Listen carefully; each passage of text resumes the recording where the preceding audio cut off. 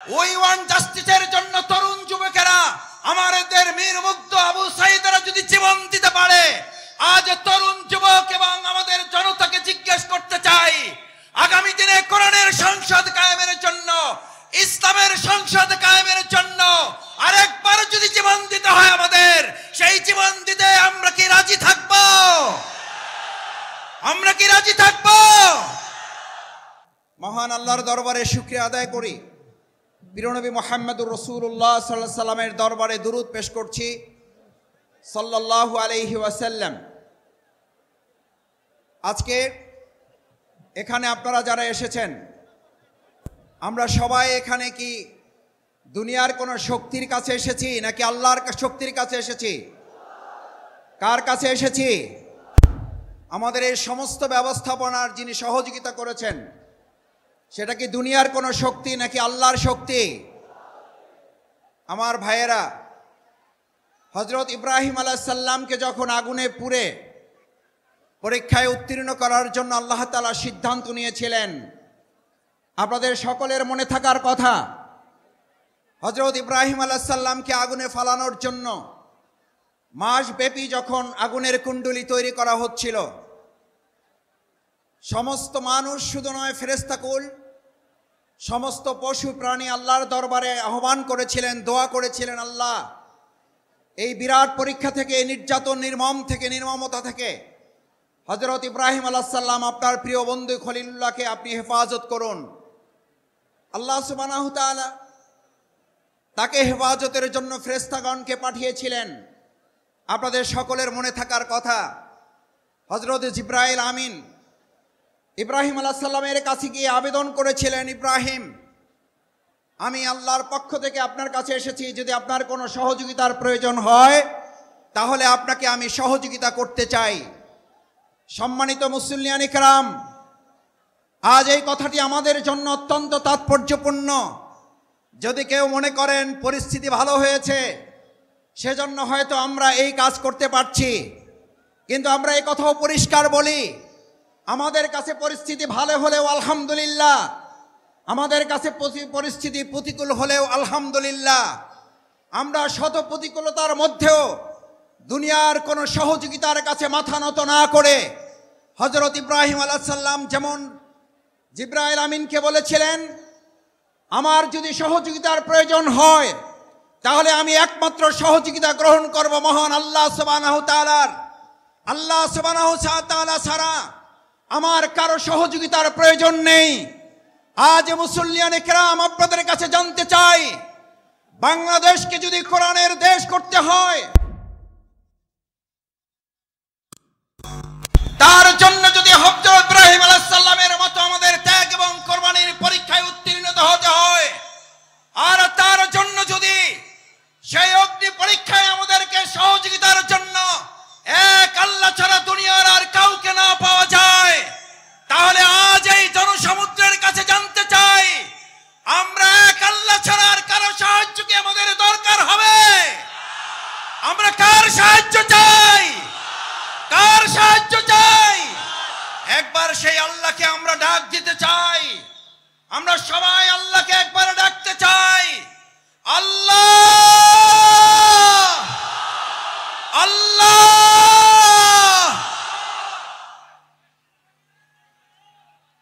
সম্মানিত ভাই এবং বন্ধুগণ, হযরত ইব্রাহিম আলাইহিস সালাম আল্লাহর সাহায্য চেয়েছিলেন। দুনিয়ার কোনো মানুষ শুধু নয়, ফেরেশতাগণের সাহায্যও তিনি নেননি। যে ইব্রাহিম আলাইহিস সালাম আল্লাহর সাহায্যের ভরসা করেছিলেন, সেই ইব্রাহিম আলাইহিস সালামকে আল্লাহ তাআলা সাহায্য করেছেন না করেন নাই? আগুনের মধ্যে তাকে বাঁধা রশিটা পর্যন্ত পুড়ে গেছে।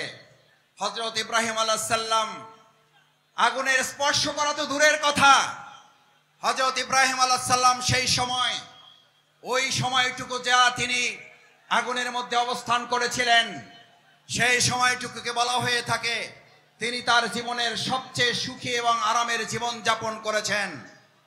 সুতরাং কোরআনের জন্য যারা কথা বলবে, ইসলামের জন্য যারা কথা বলবে, কোরআন বাস্তবায়নের জন্য যারা কাজ করবে, ইসলাম বাস্তবায়নের জন্য যারা কাজ করবে, আজ এখানে আমরা যারা উপস্থিত হয়েছি, আমরা যদি আজ এখান থেকে সিদ্ধান্ত নিতে পারি, আমাদের জীবনের সর্বস্বটুকু বিলিয়ে দিয়ে হলেও যে কোরআনের ভালোবাসায় আজ আপনারা এখানে সামিল হয়েছেন, আপনারা কি কোনো ব্যক্তির আহ্বানে ভালোবাসায় এসেছেন নাকি কোরআনের ভালোবাসায় এসেছেন? কিসের ভালোবাসায় এসেছেন? এই কোরআনকে আগামী দিনের সংসদে যদি পাঠাতে হয়, তার জন্য আমাদের 2024 সালের জুলাই আগস্টের তরুণ যুবকেরা যারা জীবন বাজি রেখে উই ওয়ান্ট জাস্টিসের স্লোগান রেখেছিল, সেই উই ওয়ান্ট জাস্টিসের স্লোগান বাস্তবায়ন কি মানুষের তৈরি করা মতবাদ বাস্তবায়ন করতে পারবে নাকি কোরআন পারবে? উই ওয়ান্ট জাস্টিসের জন্য তরুণ যুবকেরা আমাদের মীর মুগ্ধ আবু সাঈদরা যদি জীবন দিতে পারে, আজ তরুণ যুবক এবং আমাদের জনতাকে জিজ্ঞেস করতে চাই, আগামী দিনে কোরআনের সংসদ কায়েমের জন্য, ইসলামের সংসদ কায়েমের জন্য আরেকবার যদি জীবন দিতে হয় আমাদের, সেই জীবন দিতে আমরা কি রাজি থাকব? আমরা কি রাজি থাকব?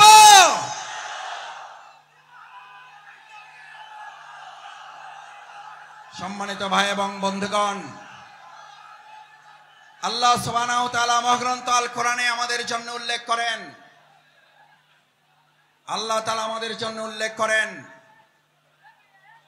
আফা হাসিবতুম আন্নামা খালাকনাকুম আবাসা ওয়া আন্নাকুম ইলাইনা লা তুরজাউন।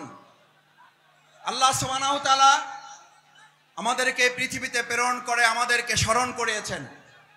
তোমরা কি মনে করো যে তোমাদেরকে এমনিতে অর্থহীন ভাবে, টার্গেটলেস, এইমলেস, গোল শূন্য, কোনো উদ্দেশ্যহীন ভাবে তোমাদেরকে আমি পৃথিবীতে প্রেরণ করেছি? ওয়া ইলাইনা লা তুরজাউন, অথচ তোমাদেরকে তোমাদের কাজ সম্পন্ন করে কি আবার আমার কাছে ফিরে আসতে হবে না? আমাদের সম্মানিত ভাই এবং বোনেরা, আমার পর্দার আড়ালের মা ও বোনেরা যারা আছেন এখানে আজ যারা উপস্থিত হয়েছি, আমাদেরকে একথা ভালো করে মনে রাখতে হবে, আজ এখানে আমরা যে কোরআনের ভালোবাসা এসেছি, সেই কোরআন আমাদের উপরে 3টি মৌলিক দায়িত্ব অর্পণ করেছে। এক, আল্লাহ সুবহানাহু ওয়া তাআলা বলেন, আফা হাসিবতুম আন্নামা খালাকনাকুম আবাসা, আমি তোমাদেরকে অর্থহীন ভাবে পৃথিবীতে সৃষ্টি করি নাই, আমি তোমাদেরকে পৃথিবীতে সৃষ্টি করেছি একটা গুরুত্বপূর্ণ উদ্দেশ্য নিয়ে। সেই উদ্দেশ্য সম্পর্কে আল্লাহ তাআলা পরিষ্কার রোড ম্যাপ ঘোষণা করেছেন। এখন আমাদের দেশের অর্থনীতি সংস্কারের প্রশ্ন উঠছে, আমাদের দেশের রাজনীতি সংস্কারের প্রশ্ন উঠেছে, পররাষ্ট্রনীতি সংস্কারের প্রশ্ন উঠেছে। আমরা আজ সংস্কারের দায়িত্বে যারা আছেন তাদের কাছে আল্লাহ তাআলার সংস্কারের রোড ম্যাপ তুলে দিতে চাই। আল্লাহ তাআলা কোরআনে ঘোষণা করেন, ফাইম্মা ইয়াতিয়ান্নাকুম মিন্নি হুদান, আমি এই পৃথিবীতে মানুষকে প্রেরণ করে তাকে একটা রোড ম্যাপ দিয়ে দিয়েছি। এই রোড ম্যাপের মধ্যে তার রান্নাঘর থেকে শুরু করে তার সংসদ ভবন পরিচালনার পর্যন্ত সমস্ত বর্ণনা আমি উল্লেখ করে দিয়েছি। সুবহানাল্লাহ। আমার ভাইয়েরা, মহাগ্রন্থ আল কোরআনের মধ্যে যে রোড ম্যাপ আল্লাহ উল্লেখ করেছেন, ফামান তাবিআ হুদায়া, যদি এটাকে ফলো করে, যদি এটাকে অনুসরণ করে, যদি এটাকেও মেনে চলে, তাহলে আল্লাহ ঘোষণা দিচ্ছেন, কোন প্রধানমন্ত্রী না, কোন প্রধান উপদেষ্টা না, কোন উপদেষ্টা বৃন্দগণ নন, কোন জাতিসংঘের মহাসচিব নন, এক আল্লাহ সুবহানাহু ওয়া তাআলা ঘোষণা দিয়েছেন, ফামান তাবিআ হুদায়া, তাহলে তোমরা রোড ম্যাপের আসল রাস্তা খুঁজে পাবে। আমরা আজ বাংলাদেশের বর্তমান দায়িত্বে যারা আছেন তাদের কাছে মহাগ্রন্থ আল কোরআনের আহ্বান পৌঁছে দিয়ে বলতে চাই, বাংলাদেশকে যদি যথাযথ সংস্কারের মাধ্যমে তার আসল রোড ম্যাপে পরিচালনা করতে হয়, তাহলে মহাগ্রন্থ আল কোরআনের আইন দিয়ে ছাড়া মানুষের তৈরি করা কোনো চিন্তা তন্ত্র মতবাদ দিয়ে পুরনো সংস্কার করা সম্ভব হবে না। ভাই এবং বন্ধুগণ, আল্লাহ তাআলা বলেন, যদি এটাকে ফলো করো হুদায়া, তাহলে সঠিক পথ পাবে। আচ্ছা, আপনাদের কাছে জিজ্ঞেস করি, যদি কোরআন অনুসরণ করার মধ্যে দিয়ে সঠিক পথ পাওয়ার কথা বলা হয়, তাহলে আমাদের কাছে কি এই প্রশ্ন ওঠা স্বাভাবিক নয় যে কোরআন বাদ দিয়ে যে কোনো পথ অবলম্বন করলে ওটা সঠিক নয়, ওটা গোমরাহের পথ? কোরআন যদি আল্লাহর পথ হয়, তাহলে কোরআনের বাইরে যা মত আছে, পথ আছে, সমস্ত মত এবং পথ ইবলিসের পথ। ইমানদাররা কখনো কোরআনের পথ, আল্লাহর পথ বাদ দিয়ে ইবলিসের পথে হাঁটতে পারে না। আজ আমাদের এই কোরআন দায়িত্ব দিয়েছে, ফামান তাবিয়া হুদা, তাহলে তোমরা সঠিক পথ পাবে, আসল পথ পাবে। আমাদের এই প্রিয় মাতৃভূমি বাংলাদেশ স্বাধীন হওয়ার 53 বছর পার হলেও আমরা কি অর্থনৈতিক মুক্তি পেয়েছি ভাইয়েরা? আমরা কি সাংস্কৃতিক মুক্তি পেয়েছি?